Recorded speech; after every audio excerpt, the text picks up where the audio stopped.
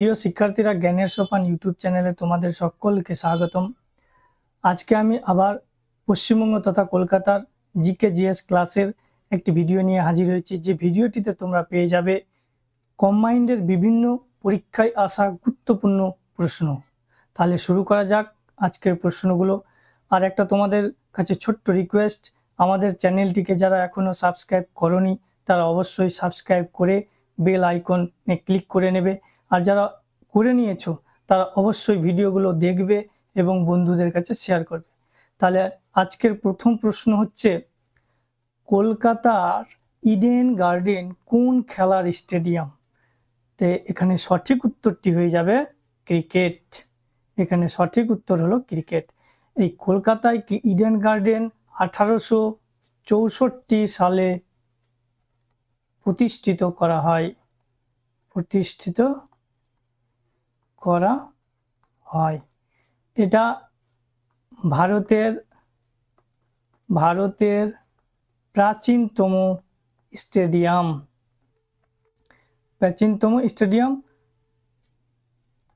তথা দ্বিতীয়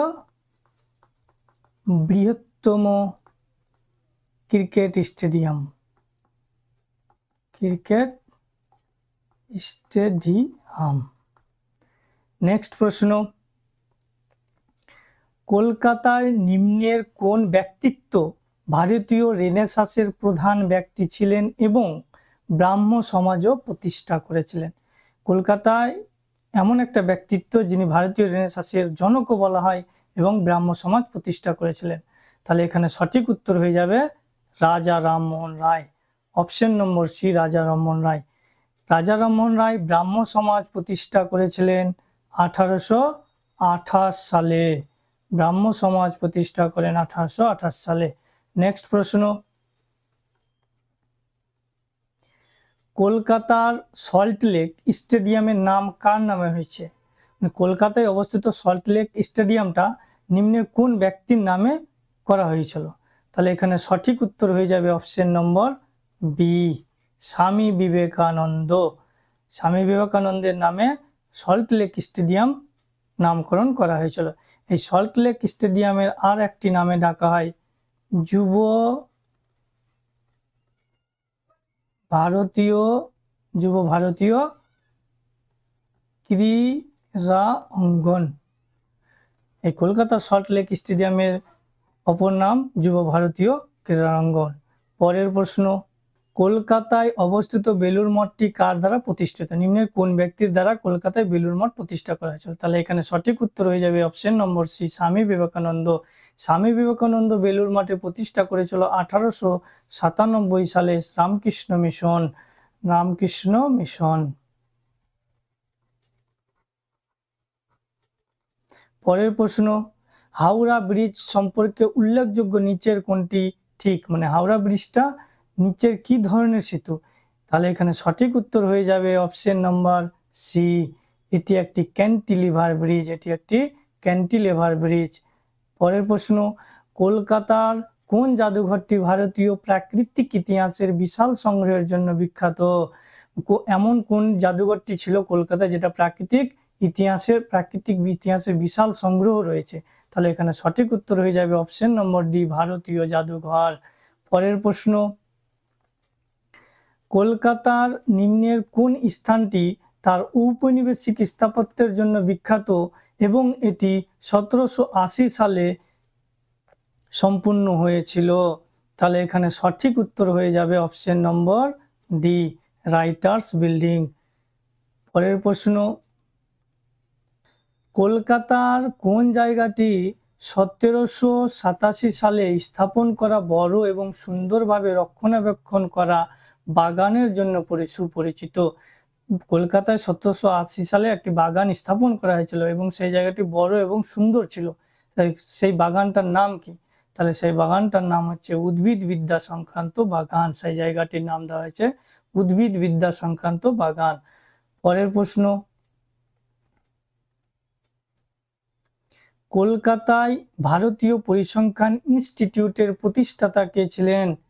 তাহলে এখানে সঠিক উত্তর হয়ে যাবে অপশন নম্বর এ, প্রশান্ত চন্দ্র মহলানবিশ। তিনি 1931 সালে ইন্ডিয়ান স্ট্যাটিস্টিক্যাল ইনস্টিটিউট প্রতিষ্ঠা করেন।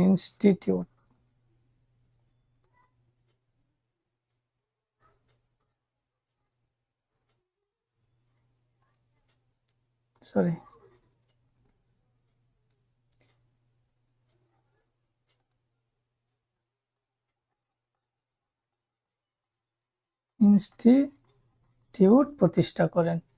প্রশান্ত চন্দ্র মহলানবিশ কলকাতায় ইন্ডিয়ান স্ট্যাটিস্টিক্যাল ইনস্টিটিউট প্রতিষ্ঠা করেন।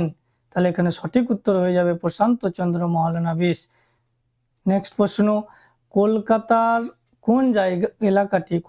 কোন জায়গাটি বা এলাকাটি বার্ষিক ক্রিসমাস উদযাপন, প্রাণবন্ত নাইট লাইফ এবং ঐতিহাসিক রেস্তোরাঁর জন্য বিখ্যাত? কলকাতার এমন একটা স্থান রয়েছে যেখানে ক্রিসমাস উদযাপন করা হয়, প্রাণবন্ত নাইট লাইফের সিস্টেম রয়েছে এবং একটি বিশাল ঐতিহাসিক রেস্তোরাঁও রয়েছে। তাহলে এমন কোন জায়গাটি রয়েছে? তাহলে এখানে সঠিক উত্তর হয়ে যাবে অপশন নাম্বার বি, পার্ক স্ট্রিটে। এই পার্ক স্ট্রিটকে আবার মাদার টেরেসা সরণি নামেও পরিচিত। তাহলে এখানে সঠিক উত্তর হয়ে গেল option number B, park street. পরের প্রশ্ন, কোন অর্থনীতিবিদ কল্যাণমূলক অর্থনীতিতে তার কাজের জন্য অর্থনৈতিক বিজ্ঞানে নোবেল পুরস্কার পেয়েছিলেন? কোন বিজ্ঞানী অর্থনীতিতে নোবেল পুরস্কার পেয়েছিলেন? তাহলে এখানে সঠিক উত্তর হয়ে যাবে অপশন নম্বর এ, অমর্ত্য সেন। কত সালে তিনি নোবেল পুরস্কার পেয়েছিলেন অর্থনীতিতে? 1998 সালে তিনি নোবেল পুরস্কার পেয়েছিলেন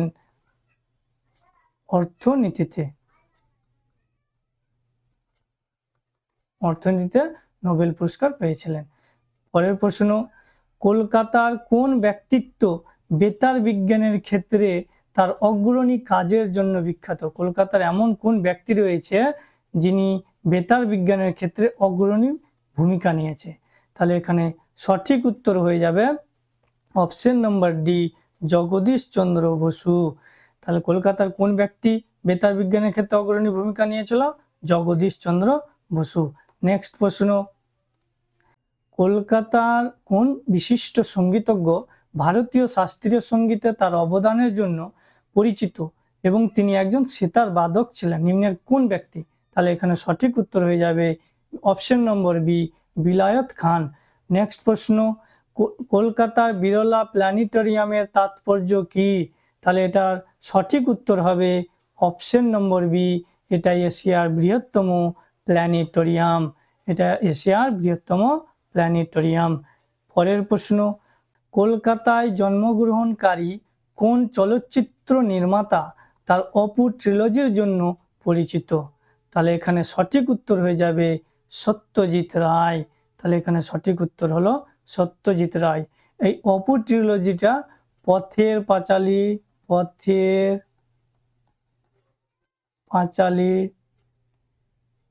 অপুর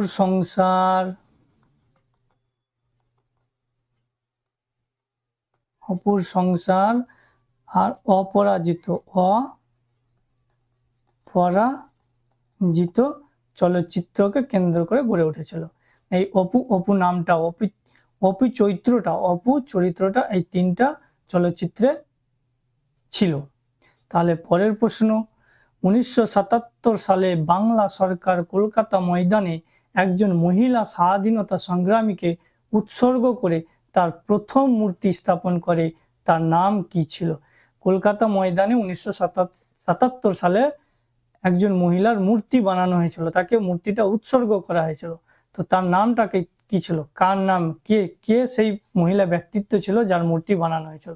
তাহলে এখানে সঠিক উত্তর হয়ে যাবে মাতঙ্গিনী হাজরা। পরের প্রশ্ন, কলকাতার কোন বিজ্ঞানী ক্রেস্কোগ্রাফ আবিষ্কারে তার ভূমিকার জন্য সবচেয়ে বেশি পরিচিত? ক্রেস্কোগ্রাফ, এই ক্রেস্কোগ্রাফটা হলো উদ্ভিদের বৃদ্ধিকে পরিমাপ করা, বৃদ্ধিকে পরিমাপ করার যন্ত্র, পরিমাপ করার যন্ত্র। তাহলে এখানে সঠিক উত্তর হয়ে যাবে option number D, Jagadish Chandra Basu. তাহলে কোন বিজ্ঞানী ক্রেস্কোগ্রাফ আবিষ্কারে ভূমিকা নিয়েছিল? জগদীশ চন্দ্র বসু। পরের প্রশ্ন, নিম্নলিখিতদের মধ্যে কে কলকাতা থেকে ভারতের স্বাধীনতা আন্দোলনের একজন নেতৃস্থানীয় ব্যক্তিত্ব ছিলেন? নিম্নের কোন ব্যক্তি কলকাতা থেকে ভারতের স্বাধীনতা আন্দোলনে যোগদান করেছিল? তাহলে এখানে সঠিক উত্তর হয়ে যাবে সুভাষচন্দ্র বসু। এই সুভাষচন্দ্র বসু ফরওয়ার্ড ব্লক গঠন করে কত খ্রিস্টাব্দে গঠন করে? 1939 সালে। আজাদ হিন্দ বাহিনী গঠন করে, আজাদ হিন্দ বাহিনী গঠন করেছিলেন কত সালে? 1942 সালে। তাহলে এখানে সঠিক উত্তর হয়ে গেল সুভাষচন্দ্র বসু। পরের প্রশ্ন, নিচের কলকাতার কোন ব্যক্তিত্বকে বিজ্ঞানে অবদানের জন্য ভারত রত্ন দেওয়া হয়েছিল? বিজ্ঞানের জন্য। তাহলে এখানে সঠিক উত্তর হয়ে যাবে option number B, CV Raman. 1954 সালে তাকে ভারত রত্ন পুরস্কার দেওয়া হয়, ভারত রত্ন পুরস্কার দেওয়া হয়। আবার 1930 সালে তিনি নোবেল পুরস্কার পেয়েছিল পদার্থ বিজ্ঞানের জন্য। তাহলে এখানে সঠিক উত্তর হয়ে গেল option number B, CV Raman. Next প্রশ্ন, কলকাতার কোন স্থানটি ভারতের প্রাচীনতম এবং বৃহত্তম বইয়ের বাজারগুলির জন্য বিখ্যাত? তাহলে ভারতের প্রাচীনতম বৃহত্তম বইয়ের বাজারগুলির মধ্যে কলকাতার কোন জায়গাটি বিখ্যাত? তাহলে এখানে সঠিক উত্তর হয়ে যাবে কলেজ স্ট্রিট। এই প্রশ্নটি দিয়ে আমার ভিডিওটি শেষ করলাম। সবাই সুস্থ থেকো, বাই।